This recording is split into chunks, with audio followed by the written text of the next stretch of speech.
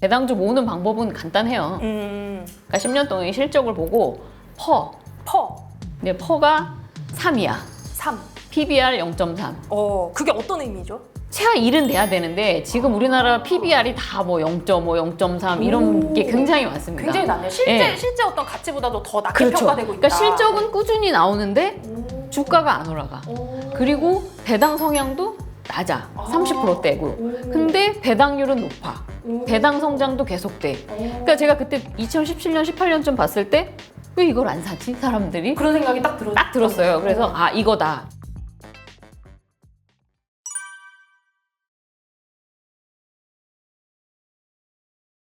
여러분 안녕하세요. 도너리 김하나입니다. 저희가 이제 그동안 투자에 굉장히 관심이 많기 때문에 얼마씩 부어라, 얼마씩 적금하면 나중에 노후에 얼마가 나온다. 우리 또 연금 박사님한테 많이 혼나기도 하고 그랬었잖아요. 근데 사실 그런 게 좀 실감이 안 났어요. 진짜 과연 20년, 30년 뒤에 우리가 정말 은퇴를 할 수 있을까? 노후 자금을 정말 모아놓을 수 있을까? 이런 고민과 걱정이 정말 많았는데 오늘은 정말로 현실적으로 직장 생활 하시면서 20년 넘게 투자하셔서 이젠 정말 나이 50에 은퇴하셔서 그것도 혼자가 아니라 부부가 함께 요즘 핫한 배당주 투자를 통해서 실제적으로 경제적 자유를 누리고 계시는 쭈암님 어서 오세요. 네, 안녕하세요. 안녕하세요.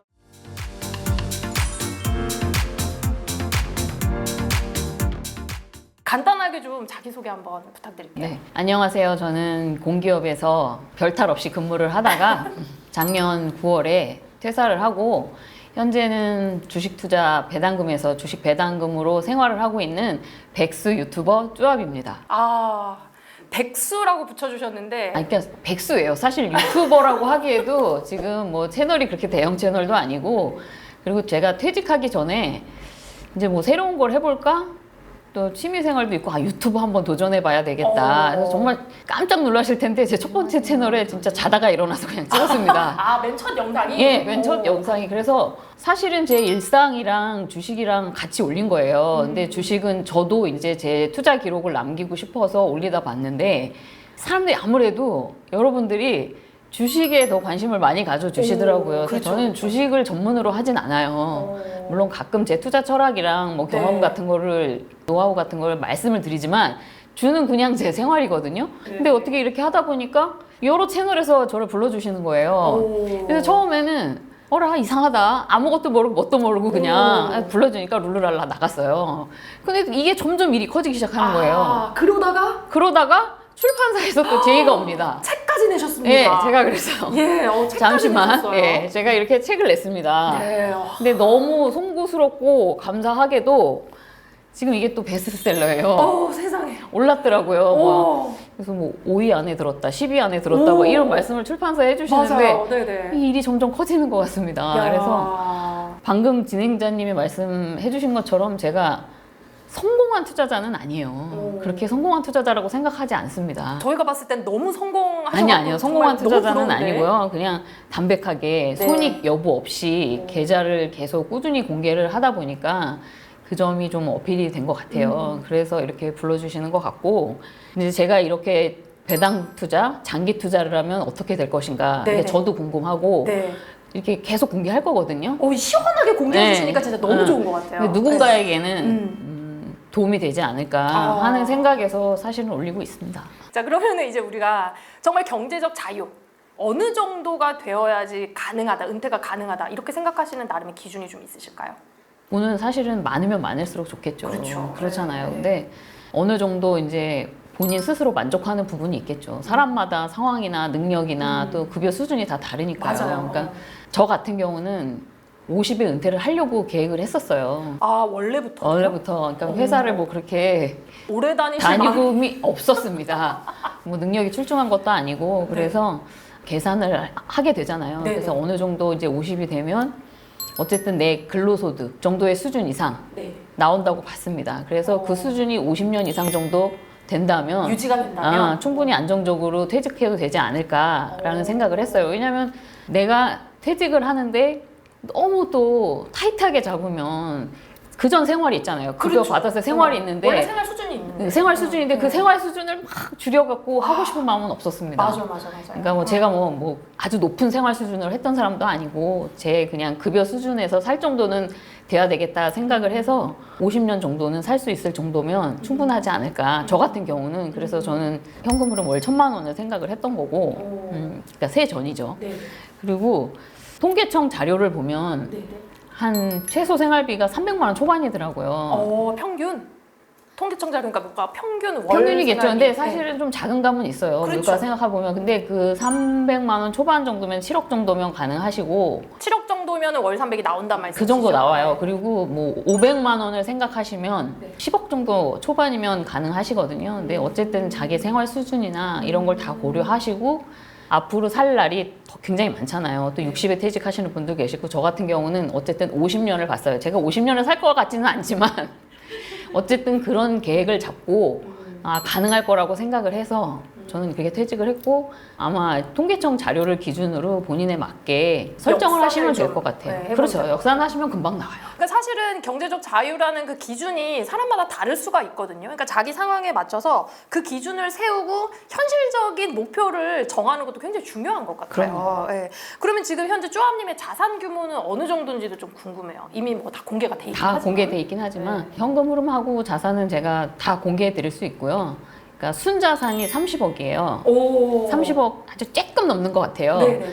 부채는 없습니다. 근데 그러니까 아파트가 한 부동산이 10억 정도 되고요. 주식 평가 금액이 한 20억 조금 넘는 것 같습니다. 그렇게 이제 순자산 30억 그래서 정도. 이제 예. 월 1,000, 연 1억 2천 이제 현금 흐름이 나오게 이제 세팅을 해둔 거죠. 일단은 지금 공기업에서 퇴사하신 지 제가 아까 말씀드려보니까 작년 9월에 9월. 퇴사하셨으면 지금 이제 저희 촬영 시점으로는 딱 이제 1년 네네네. 되신 것 같거든요. 네. 어떻게 백수 생활은 좀 만족하세요? 일단 너무 만족하고요. 너무 만족할 것 같아요. 너무 만족해요. 나도 너무 만족한 백수 하고 싶다. 아니 이게 진짜. 사람마다 틀리잖아요. 네. 사실은 저는 공기업을 다녔기 때문에 정말 별일 없으면 잘릴 그렇죠. 일이 없습니다. 끝까지 가잖아. 그리고 제가 이렇게 공기업은 호봉이 올라가잖아요. 그렇죠. 호봉이 올라가고 직급이 올라가다 보니까 확실히 예전보다는 일도 좀 편해지고 급여도 사실은 조금씩 막 많지는 않아요. 올라가기도 하고 구조라서 진짜 별다른 문제가 없으면 그만둘 이유가 없습니다. 60까지 다녀도 되고 맞아. 그리고 연장이 된다는 말이 많아요. 정년 연장이. 그래서 뭐 65세까지도 될 수 있는데 근데 저 같은 경우는 회사 다니는 게 그렇게 행복하지 않았습니다. 적성에서 안 맞았고. 적성에도 안 맞았고 뭐 이건 개인적인 얘기긴 하지만 구설도 되게 많고 뭐 하여튼 피곤해서요 다니는 게 약간 우울 모드로 다녔던 것 같아요. 근데 공기업 같은 경우는 퇴직이 10년 남겨놓은 시점에 명예퇴직금이라는 게 있어요. 먼저 나가면은 그러면은 퇴직금을 더 조금을 얹어서 주겠다. 더 얹어주는 게 있어요. 그래서 물론 비교를 해봤을 때는 일하는 게 조금 더 높지만 차라리 내가 이 돈을 한꺼번에 받아서 투자를 하는 게 낫겠다. 이런 생각도 있었고 그다음에 배당 소득이 늘어나면서 근로소득이랑 합쳐지니까 종합과세가 되잖아요. 세금을 또 더 많이 내게. 더 많이 아시잖아요. 그래서 공보료를 점점 추가로 내기 시작하는 거예요. 너무 아깝지, 너무 아깝죠. 그러니까 그 작은 돈이지만 이게 점점 늘어날 걸 아니까 근로 이욕도 좀 떨어진 것도 있고. 근로 이욕이 네, 원래 없었는데 더 떨어지더라고요. 그러니까 이게 삼박자가 맞은 거죠. 그렇구나. 그리고 대충 계산해보고 이거 넣고 하면은 되겠더라고요. 그래서 그만두게 됐고, 그러니까 제가 젊은 분들한테도 말씀을 많이 드리는데 결혼 초기나 결혼하신 분들이 그러니까 집을 장만하실 때 부동산이 폭락하실 때 사시는 게 좋다. 왜냐면 폭락할 때 더 떨까 못 사는데 원가 계산을 잘 해보셔서 이게 정말 싸다고 판단을 하시면 그때 사시는 걸 추천드려요. 왜냐하면 그래야지 생애 자산이 축적이 잘 돼요. 점차 이렇게 상승이 되니까. 그렇죠. 상승이 되는 거죠. 그럼 그 그때. 결혼하셨던 시점에 그때는 좀 폭락 시기였나요? 그럼요. 계속 집값이 폭락이 됐던 때예요. 그리고 주식도 마찬가지예요. 퇴직을 나는 꼭 60에 할 거야. 나는 65세에 할 거야. 물론 이제 나는 일이 좋아서 그냥 하시겠다 하시는 분들은 그거는 하셔도 좋지만 그러니까 퇴직을 생각하시는 분들이 계시다면은 나는 꼭 60 이게 아니라 주가가 정말 코로나 때처럼 반토막이 난다면 그때를 또 노려보는 것도 좋지 않을까. 퇴직금을 받아서 거기 넣을 수 있으니까. 그러니까 저도 퇴직했을 때 뭐 아주 낮은 편은 아니었지만 네. 코스피가 그렇게 괜찮았었어요. 좀 낮은 편이었어갖고 어쨌든 그때 넣었을 때보다 나름 많이 올랐습니다. 그러면은 도대체 이 파를 이룬 이 과정은 어땠는지 좀 경제적 자유를 위해서 노력한 방법들을 좀 하나하나 좀 소개 좀 부탁드릴게요. 사실은 보통 분들이랑 크게 다르진 않아요. 그러니까 저보다 급여가 많으신 분들은 아마 더 많이 더 잘 하실 수 있을 거예요. 그러니까 이제 어쨌든 간단하게 설명을 해보자면 네. 결혼할 당시에 둘이 합쳐서 네. 집을 사고 네. 소형차를 한 대 샀습니다. 어. 차 처음 사봤습니다 그때. 아, 그동안에는 차가 차를- 없었어요. 어. 신랑은 차가 하나 있었는데 거의 이게 굴러가기가 힘들 정도의 폐차 직전에 폐차 직전에 차 한 대가 있었고 이게 결혼하면서 네. 소형차를 한 대 샀습니다. 어. 그리고 남은 돈이 3천이었어요. 어. 그래서 그거를 열심히 주식으로 또 굴렸어요. 그 대신에 급여 한 사람 급여 이상, 그러니까 뭐 어떤 분들은 뭐 한 달에 뭐 50만 원만 해라, 뭐 30만 이게 아니라 돈 생기는 족족 다 주식을 사신 거예요? 다 샀습니다. 뭐 무슨 분산 투자 뭐 이렇게 해서 뭐 없습니다. 다양한 거 없고 그냥 없고. 주식만? 근데 주식 중에서도 배당주만? 처음에는 그렇게 하진 않았다가 네. 제가 제의를 했죠. 퇴직을 할 거면 50에 퇴직을 할 거면 그리고 이게 단타 치는 게 사실은 크게 손해 본 적은 없어요. 오. 왜냐하면 뭐 이렇게 뭐 잡주 같은 건 사실 사지 않아요. 대형주 위주로 했기 때문에 크게 손해는 안 봤는데 이게 단기 매매는 네. 너무 힘들고 아. 스트레스도 많고 회사도 신경도 다녀야 많이 되고 신경도 맞아. 많이 써야 해서 이제 어느 정도 시점에서는 제가 이제 배당주로 다 들어가자 그런 얘기를 해서 이제 투자를 하다가 2015년에 집을 사고 2017년, 18년 정도부터 배당주에 계속 투자를 하고 또 배당을 받으면 재투자를 하면서 최대한으로 복리 효과를 끌어올린 거죠. 그러면 이제 배당주를 고르는 어떤 노하우 같은 것도 좀 있으세요? 배당주 모으는 방법은 간단해요. 그러니까 10년 동안 실적을 보고 퍼.